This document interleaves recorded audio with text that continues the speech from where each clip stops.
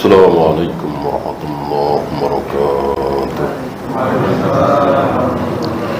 إن الحمد لله نحمده ونستعينه ونستغفره ونعوذ بالله من شرور أنفسنا ومن سيئات أعمالنا. من يهده الله فلا مضل له ومن يضلل فلا هادي له.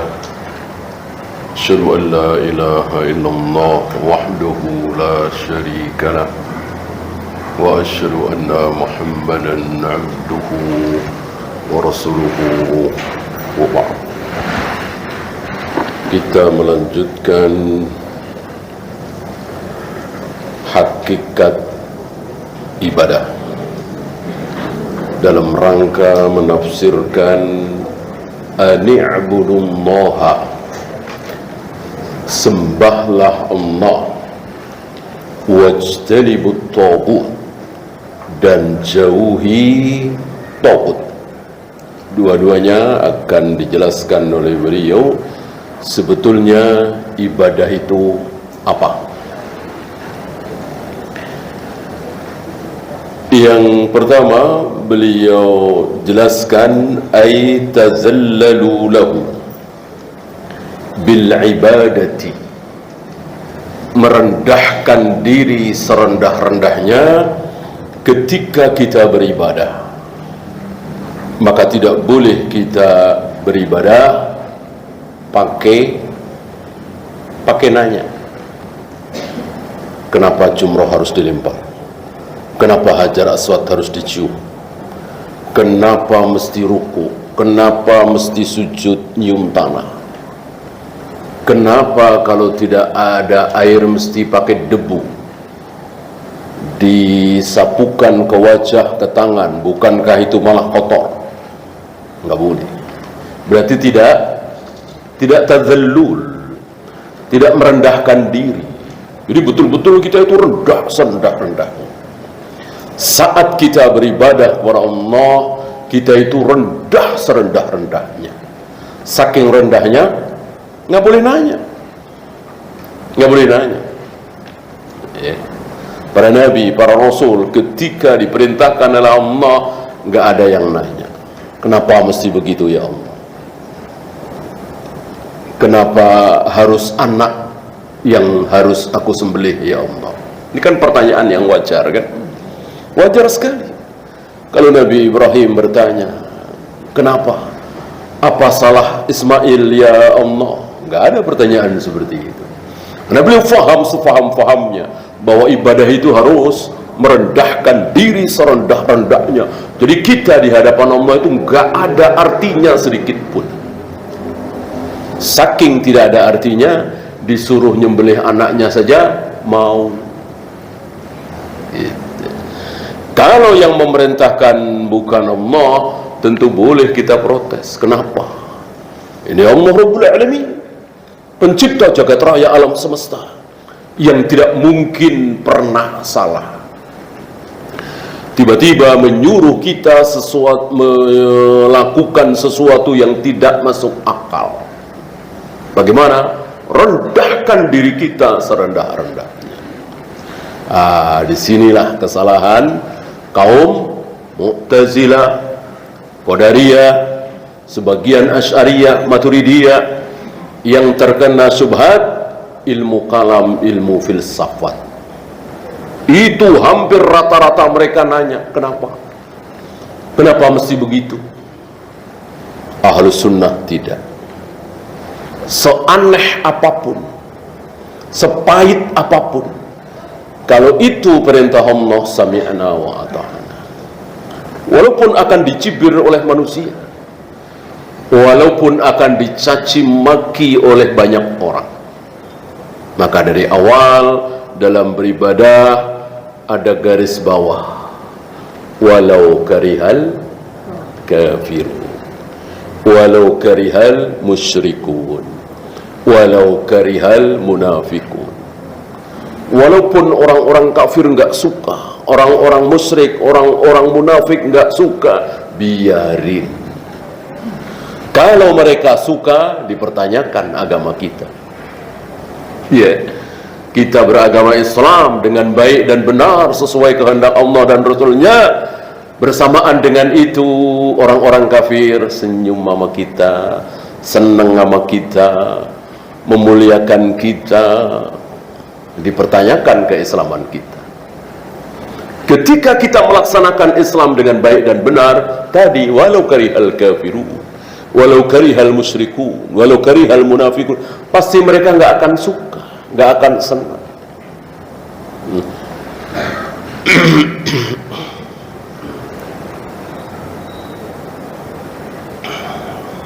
Nah, ini bekal bagi kita.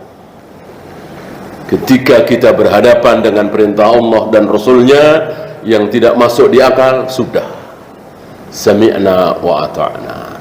Jangan sampai dibawa mata kaki. Sudah sami'na wa ata'na. Celana kita, sarung kita selama ini dibawa mata kaki, ya potong, naikkan. Sami'na wa ata'na. Jangan cukur jenggotmu, sami'na wa ata'na. Pakai jilbabmu, sami'na wa ta'ala. Semuanya terus. Pertanyaan kita cuman, betulkah itu perintah Allah dan Rasulnya?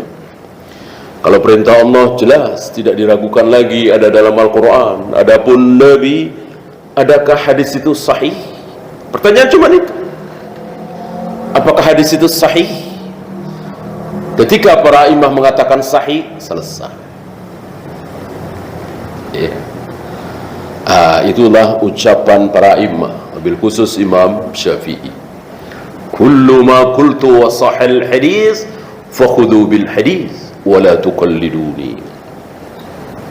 Setiap yang aku katakan kok ternyata bertentangan dengan hadis Nabi yang sahih, tinggalkan ucapanku, tinggalkan mazhabku, pendapatku. Maka sebetulnya kalau ada yang nanya, siapa yang melarang fanatik mengikuti madhab Imam Syafi'i? Yang melarang adalah Imam Syafi'i sendiri. Beliau marah kalau kita semua, kalau ada seorang muslim fanatik mengikuti madhab beliau. Ya. Karena beliau sadar, beliau berilmu, tentu sadar bahwa beliau bukan Nabi, beliau bukan Rasul, tidak mungkin maksum, pasti ada kesalahannya. Kapan kesalahan beliau? Ya ketika bertentangan dengan hadis yang sahih tadi. Ya, ambil contoh, selama ini beliau mengatakan kunut subuh itu sunnah. Beliau tidak tahu, belum tahu bahwa ternyata hadisnya dhaif. Nah, ketika ada riwayat sahih mengatakan bahwa itu bid'ah, ya tentu beliau akan rujuk. Cuman belum rujuk, beliau sudah keburu wafat. Maka salah satu murid beliau, salah satu ulama mengatakan Imam Syafi'i telah rujuk dari kunut subuh. Loh, di mana? Kapan rujuknya? Dijawab oleh beliau, dari dalam kuburnya. Kok berani bicara seperti itu? Iya, kata Imam Syafi'i sendiri. Jika ternyata ucapanku bertentangan dengan sabda Nabi yang sahih, aku rujuk. Walaupun aku sudah ada di liang lahat. Rujuk dari dalam kuburku. Karena yang mengatakan bahwa kunut subuh adalah bid'ah adalah sahabat. Tidak tanggung-tanggung sahabat. Ai bunayya muhdas. Ketika seorang sahabat tersebut ditanya oleh anaknya tentang kunut subuh, beliau mengatakan muhdas. Apa muhdas? Apa muhdas? Sesuatu yang diada-adakan, yang tadinya tidak ada di dalam syariat din. Dengan kata lain, bid'ah. Kunut subuh bid'ah.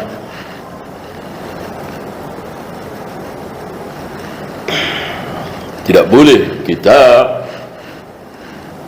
mengatakan mosok beliau nggak tahu, mosok sekelas beliau berbuat bid'ah. Ya. Nggak ada yang belum pernah salah kecuali Nabi SAW. Ya, ini harus betul-betul dicamkan. Nah, mulai banyak hari ini yang hanya berpegang dengan qaul ulama. Menurut ulama anu, menurut syekh anu, tidak seperti itu manhaj ahlus sunnah.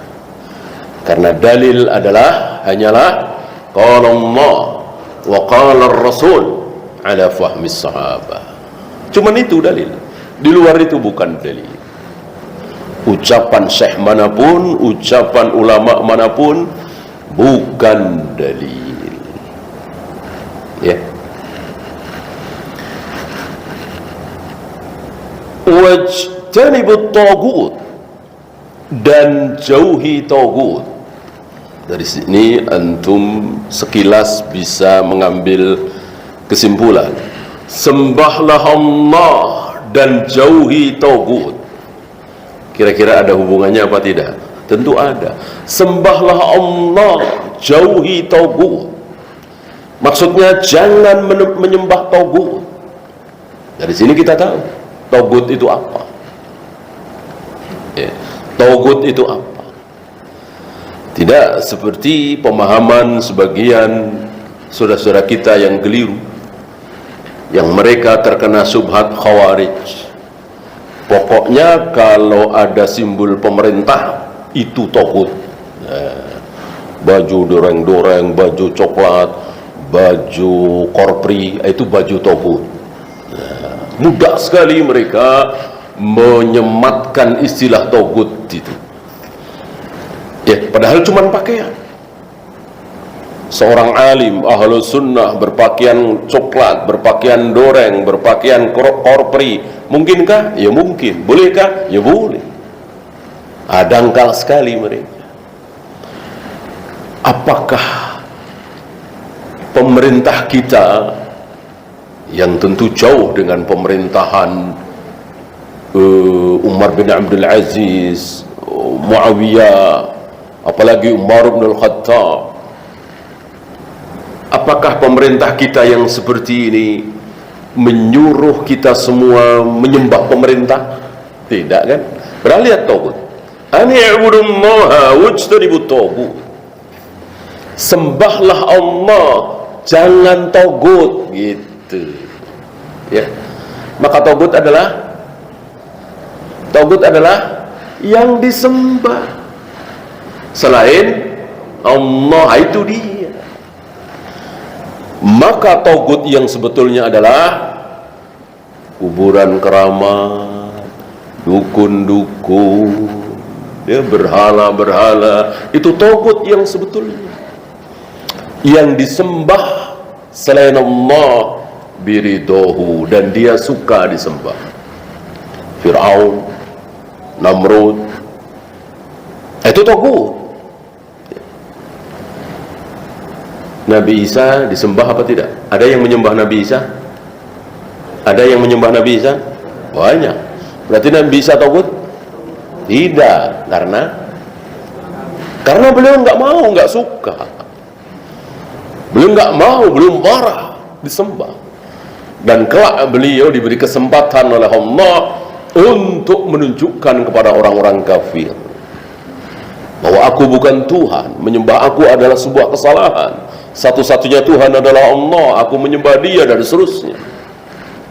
Nanti Allah akan memberikan kesempatan kepada beliau, entah tahun berapa, entah berapa ratus tahun lagi, akan turun beliau di Manaratul Baydha, di menara putih, berpegangan di sayap dua malaikat. Kata Nabi, seandainya kita di sana, akan aku tunjukkan kepada kalian batu pertama, tempat pertama yang akan diinjak oleh beliau. Selama ini kan entah ribuan tahun beliau tidak menginjak bumi. Beliau ada di langit, entah di mana, hanya Allah yang tahu. Dan Rasulullah SAW pernah bertemu dengan beliau, dan beliau hafal betul wajah beliau. Rasulullah hafal betul wajah beliau, Nabi Isa alaihi salatu wassalam. Mirip-mirip. Urwah bin Mas'ud. Biasa orang kan suka mirip ya, banyak orang yang mirip. Nabi Isa mirip Urwah bin Mas'ud, salah satu sahabat. Bukan Urwah bin Zubair, ini bukan sahabat, tabi'in beliau. Adik dari Abdullah bin Zubair. Abdullah bin Zubair sahabat.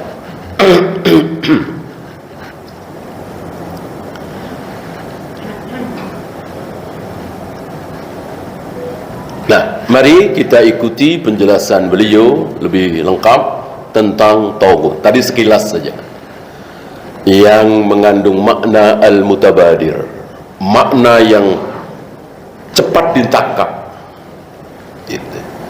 Jadi di dalam memahami ayat hadis ada makna-makna al-mutabadir, makna yang cepat ditangkap. Gitu. Seperti maksudnya cepat ditangkap ini tidak butuh analisa, tidak butuh pemikiran yang panjang, tidak butuh kemungkinan. Ambil contoh misalnya ucapan Aisyah, aku tidur dan Rasulullah salat malam, kakiku berada di tempat sujud Nabi SAW. Ketika beliau mau sujud, beliau colek kakiku, memberikan isyarat supaya ditarik agar ada tempat untuk sujud. Ya, betapa sempitnya rumah beliau ya. Ketika beliau sudah berdiri, aku lonjor lagi. Ya. Ini makna mutabadir dari hadis ini adalah tangan Nabi, jari Nabi menyentuh kaki Aisyah. Ya, maka makna mutabadir dari hadis ini bahwa bersentuhan antara laki dan perempuan, bersentuhan antara suami dan istri dan lain-lain tidak membatalkan wudhu. Ini tidak perlu pemikiran yang panjang, tidak perlu kemungkinan, nggak usah dan nggak boleh pakai kemungkinan. Ya mungkin Aisyah pakai celana panjang kali, ya, yang ditoel celananya, ya, pakai training kali, ya. Nah, ini nggak boleh pakai kemungkinan seperti itu. Ya. Ini makna al-mutabadir. Begitu juga tadi, ani'budullah wajtanibut taghut. Sembahlah Allah, jauhi taghut. Maksudnya jangan menyembah taghut. Berarti taghut itu yang disembah. Walaupun nanti akan dijelaskan lebih luas oleh beliau, ada selain disembah, ya, yaitu diikuti dalam rangka maksiat, ditaati dalam rangka maksiat. Kalau disembah bukan dalam rangka, pasti maksiat. Mana ada menyembah selain Allah kok tidak maksiat? Kalau mengikuti bisa maksiat, bisa tidak. Kalau mentaati bisa maksiat, bisa tidak. Nah, kalau kita mentaati seseorang dalam rangka bermaksiat, itulah taghut, masuk ke dalam taghut, kelompok taghut.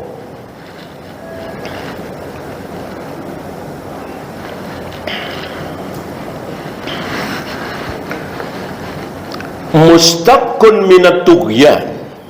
Ini satu akar kata dengan tughyan, taghut, tughyan, tagho, yadgha, melampaui batas.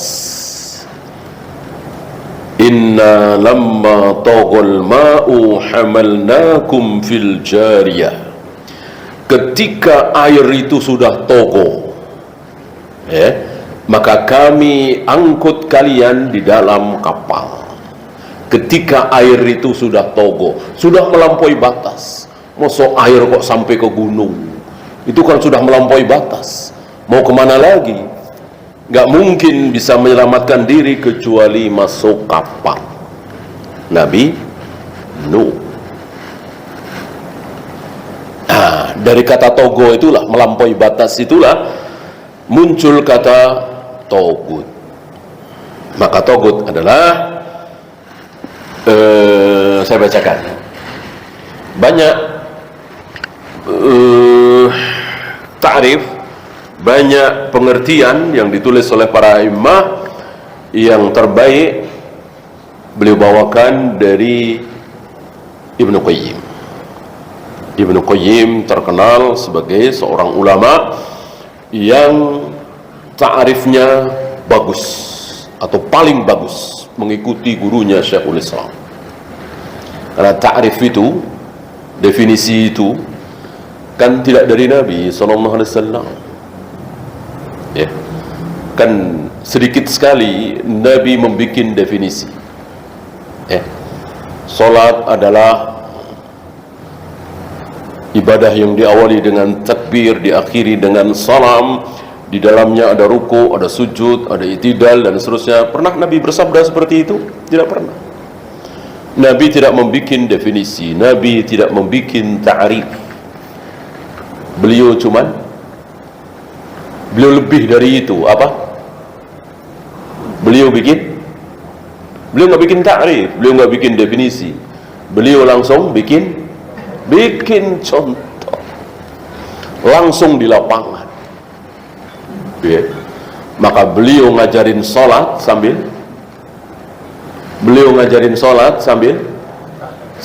sholat. Beliau ngajarin wudu sambil wudu.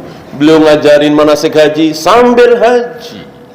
Beliau ngajarin tayamum sambil tayamum. Jarang sekali teori. Beliau duduk atau berdiri di atas mimbar memberikan tata cara teori wudu, teori sholat. Hampir-hampir tidak ada. Bahkan beliau berdiri di atas mimbar sambil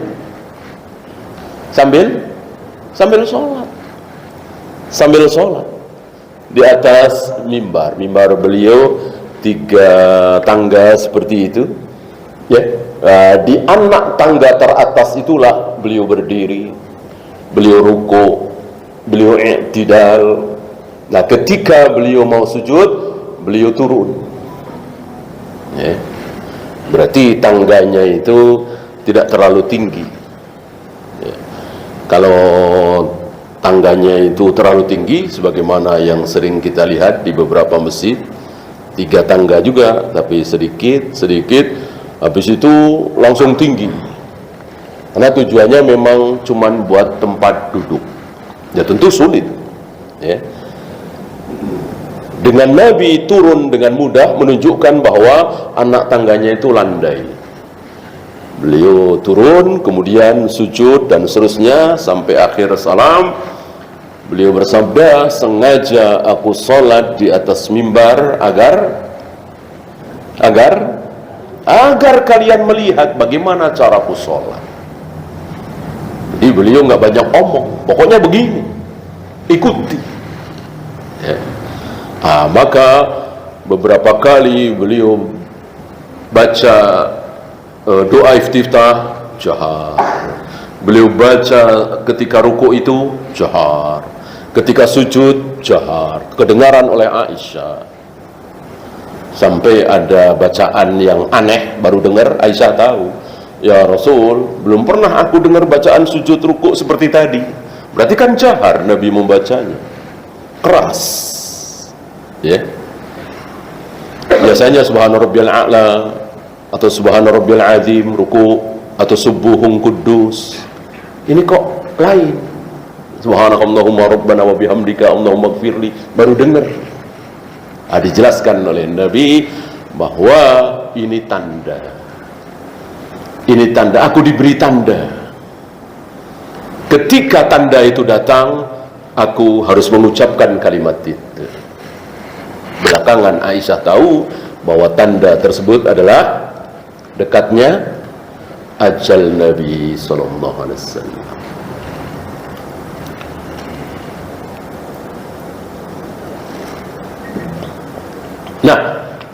Karena para ulama tentu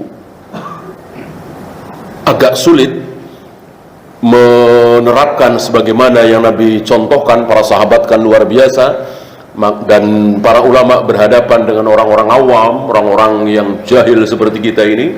Maka para ulama membuat ta'arif, membuat definisi. Apa ta'rif tagut diantaranya? Wa ajma'u ma kila fi ta'rifihi huwa ma dzakarahu Ibnul Qayyim rahimahullah. Yang paling mewakili, yang paling lengkap adalah ta'rif yang dibikin oleh Ibnu Qayyim. Apa kata beliau tentang tagut? Ma tajawaza bihil 'abdu haddahu. Seorang hamba yang sudah melampaui batas. Dia hamba bukan ilah, dia hamba bukan Rabb, tapi sudah melampaui batas. Dalam hal apa? 3. Min matbu'in au ma'budin au muta'. Yang pertama, diikuti. Diikutinya itu sudah melampaui batas. Kalau seorang pemimpin mengatakan hari Senin harus pakai seragam korpri, semua PNS, sudah melampaui batas belum? Belum. Hak beliau untuk mewajibkan para PNS pakai korpri, pakai putih biru, pakai coklat-coklat dan seterusnya. Ya. Hari Jumat pagi olahraga misalnya, atau pakai batik misalnya, sudah melampaui batas? Belum. Kan halal pakai batik, pakai ini, pakai itu, olahraga halal ya? Belum melampaui batas ya. Hari Selasa yang biasa pakai jilbab, jangan pakai jilbab. Sudah melampaui batas belum? Sudah, nggak boleh, nggak berhak. Mau raja, presiden, khalifah, amirul mukminin tidak berhak memerintahkan seperti ini, melarang siapapun memakai jilbab. Itu sudah melampaui batas. Kok diikuti? Kok diikuti? Jadilah dia tauhid. Gitu ya. Walillahilham, sampai hari ini kita dipati ya, perintah pemimpin kita yang melampaui batas seperti itu kan bebas ya. Atau setidaknya ya, kalau nggak mau aturan seperti itu ya jangan masuk PNS, jangan masuk Polri, jangan masuk pegawai negeri dan seterusnya. Seandainya memang ada aturan-aturan yang menyalahi syariat. Kalau zaman Fir'aun dan raja-raja yang mirip-mirip Fir'aun, ya nggak ada istilah pegawai negeri atau bukan. Pokoknya semua rakyat harus begini, harus melakukan ini. Setiap hari harus memberikan persembahan dan seterusnya. Nggak ada pilihan. Walillahilham, di negeri kita ini kita boleh milih. Terutama kita yang bukan PNS, tidak ada paksaan ya. Bahkan nikmat besar yang wajib kita syukuri, presiden-presiden kita tidak ikut campur dalam agama ini ya. Mau tahlilan, mau tidak, mau muludan, mau tidak, mau menghafal sifat 20 atau tidak, kan pemimpin kita membiarkan. Ini nikmat yang wajib kita syukuri ya. Di beberapa negeri dipantau, Malaysia misalnya, Singapura ya, dipantau. Nggak boleh nih, yang ini nggak boleh nih. Di negeri kita walillahilham, boleh saja ya. Kita mau bilang maulud bid'ah, tahlilan bid'ah, ya pemerintah nggak melarang kan? Nggak marah Yang marah orang sebelah kan? Bukan pemerintah yang marah, orang sebelah. Ya nggak apa-apa, sama-sama rakyat ini, ya kan? Yang ngomong punya majelis masing-masing. Mereka ngajak maulid, ngajak tahlilan, ngajak yasinan, selawat nariyah, silakan kepada jamaahnya. Nah, kita di depan jamaah kita sendiri mengatakan itu bid'ah, ya nggak ada masalah, nggak ada masalah. Ya. Seperti 20 tahun yang lalu, 30 tahun yang lalu, kan nggak ada masalah, masing-masing punya jamaah sendiri-sendiri. Ya. Nah, sekarang ada agak masalah karena apa itu? Ya saling dengar, saling tahu kan, diupload, ya kan? Nah, agak masalah di situ, ya. Tapi sebetulnya ya enggak, jangan di setel, gitu kan? Dari awal ini udah salaf nih, bukan salaf ya, Wahabi ini. Ya udah nggak usah dengerin, nggak usah dengerin, ya kan? Dengerin sekelompok, kita juga begitu, masing-masing aja. Ya, kuat-kuatan hujjah, nggak ada masalah sebetulnya. Maka nggak perlu direm, nggak perlu ditahan-tahan, nggak perlu kemudian kita bahas yang sama aja lah. Sholat wajib, puasa wajib, zina haram, judi haram, kita bahas itu yang sama. Nggak bisa, nggak bisa. Mosok kita sembunyikan kebenaran, mosok kita yakin itu bid'ah, kita nggak boleh bilang itu bid'ah. Jelas itu keliru, sifat 20 bagi kita yakin sekali sifat 20 salah. Masa Allah sifatnya cuma 20? Ar-Rahman, di sifat 20 ada Ar-Rahman nggak? Ada Ar-Rahim nggak? Nggak ada.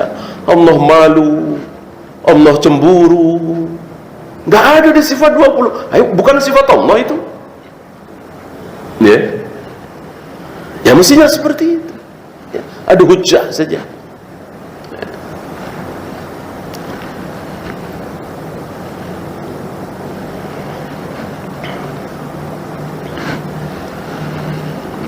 Au ma'bud, nggak usah kita bahas ma'bud, disembah kan?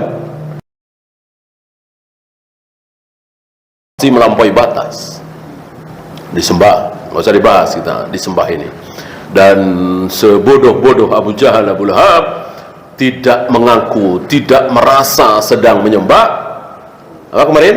Lata, Uzza, Hubal, Manat. Itu sebodoh-bodoh Abu Jahal, Abu Lahab. Sekafir-kafir, seburuk-buruk Abu Jahal, Abu Lahab tidak merasa, tidak mengaku kalau sedang menyembah Lata, Uzza, Hubal, Manat. Justru mereka mengatakan Lata, Uzza, Hubal, Manat itu cuman perantara. Perantara antar siapa dengan siapa? Antara hamba dengan Allah, antara Abu Jahal, Abu Lahab, kafir Quraisy dengan Allah. Illa liyuqarribuna ilallahi zulfa. Jadi Lata, Uzza, Hubal, Manat itu cuman perantara supaya mereka bisa mendekatkan diri kami dengan Allah. Ma na'buduhum, kami sekali-kali tidak menyembah mereka. Lata, Uzza, Hubal, Manat. Itu kata Abu Jahal, Abu Lahab. Dan ini diabadikan oleh Allah di awal-awal surat Az-Zumar. Iya. Nah, maka saya kira tidak ada sebodoh-bodoh, sesesat-sesat seorang muslim yang musyrik, mari kita ke dukun itu, kita sembah beliau. Nggak ada, nggak ada. Mari kita sembah keris ini, nggak ada. Mari kita sembah jimat ini, hampir-hampir nggak ada.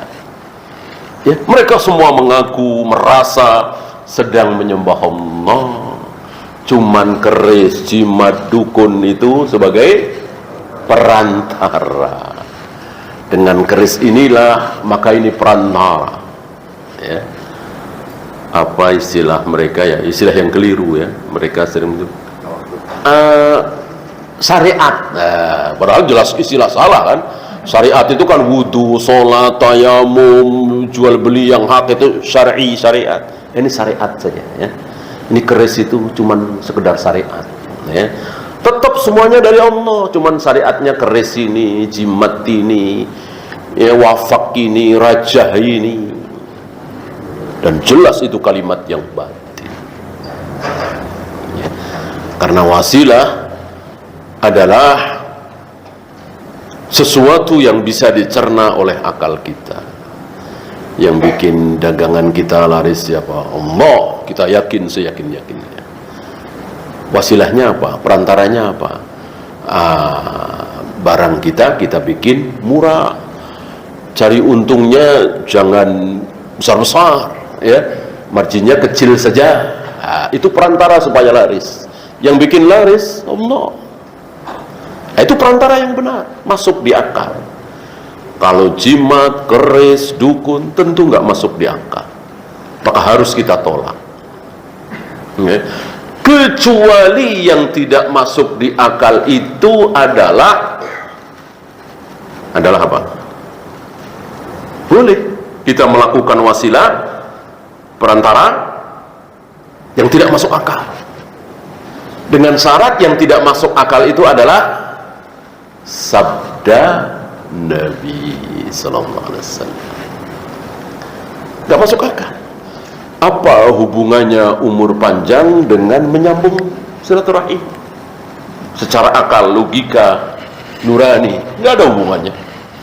Tapi karena ini sabda Nabi alaihi salatu wassalam, maka wajib kita gigit dengan gigi geram. Karena ini sabda Nabi alaihi salatu wassalam sahih, walaupun tidak masuk akal. Apa hubungannya badan kita sehat dengan sering sedekah? Kan nggak ada hubungannya.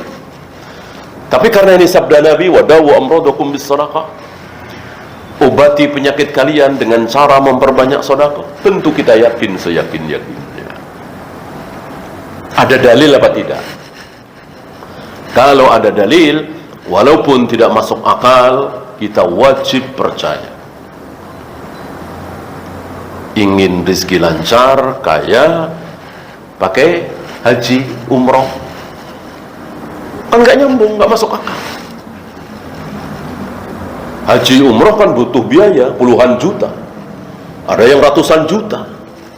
Nggak usah haji, nggak usah umroh, itu uang kita putar modal. Itu masuk akal. Kenapa kita yakin bahwa haji umroh bisa memperlancar rezeki? Karena itu sabda Nabi sallallahu alaihi wasallam. Dan seterusnya dan seterusnya.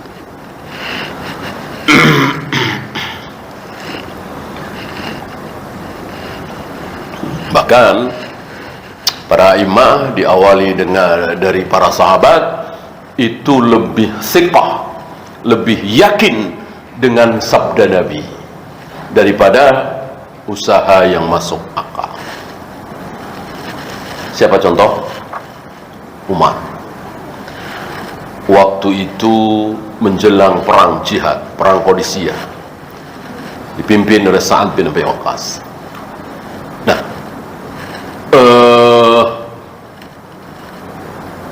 Sa'ad bin Abi Waqqas menjelang jihad itu berdoa memohon kemenangan kepada Allah. Apa kata Umar? Doanya Sa'ad lebih aku sukai, lebih aku andalkan daripada 100 pasukan kaum muslimin yang berkuda. 100 pasukan berkuda kaum muslimin. Hari itu pasukan kuda kan luar biasa. 100, ya. Tentu punya harapan dengan 100 pasukan berkuda. Tapi bagi Umar, harapan itu lebih besar dengan doanya Sa'ad bin Abi Waqqas. Karena doanya Sa'ad bin Abi Waqqas hampir-hampir tidak pernah tidak dikabulkan. Selalu dikabulkan oleh Allah berkat mukjizat Nabi, mukjizat doa Nabi sallallahu alaihi wasallam. Allahumma saddid ramyatahu wa ajib da'watahu. Ya Allah, tepatkanlah sasaran anak panah Sa'ad bin Abi Waqqas dan kabulkanlah doanya. Semenjak Sa'ad bin Abi Waqqas didoakan oleh Nabi seperti itu, para sahabat, para tabi'in menjadi saksi. Banyak dari mereka mengatakan, kami belum pernah melihat Sa'ad bin Abi Waqqas melepaskan anak panah dan tidak mengenai sasaran, ya. Dan kami juga belum pernah menyaksikan Sa'ad bin Abi Waqqas berdoa kemudian tidak dikabulkan. Nah, ini mestinya kita seperti Umar. Artinya begini, daripada kita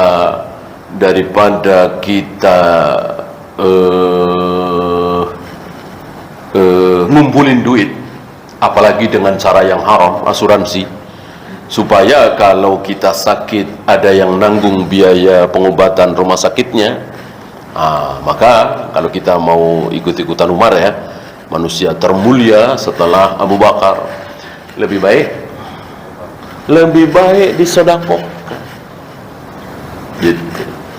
Lebih baik disedekahkan daripada 200.000 tiap bulan, dengan jaminan kalau nanti kita sakit, seluruh biaya rumah sakit yang puluhan juta itu ditanggung oleh pihak asuransi. Ya, udah, kalau kita mau mengikuti bagaimana kesikohan para sahabat terhadap sabda Nabi, sehingga para sahabat dijamin ampun, dijamin ridho, dijamin surga, sudah, stop.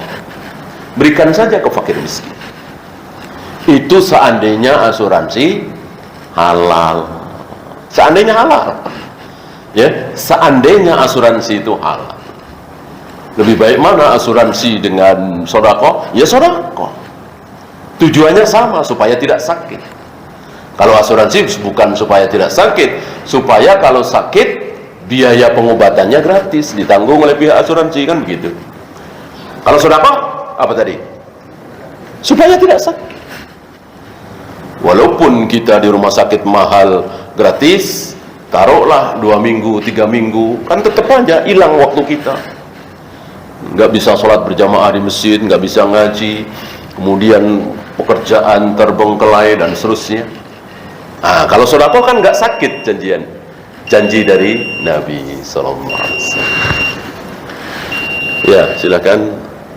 Adzan dulu. Wassallallahu ala Muhammadin sallallahu alaihi wasallam wa akhiru da'wana alhamdulillahi rabbil alamin.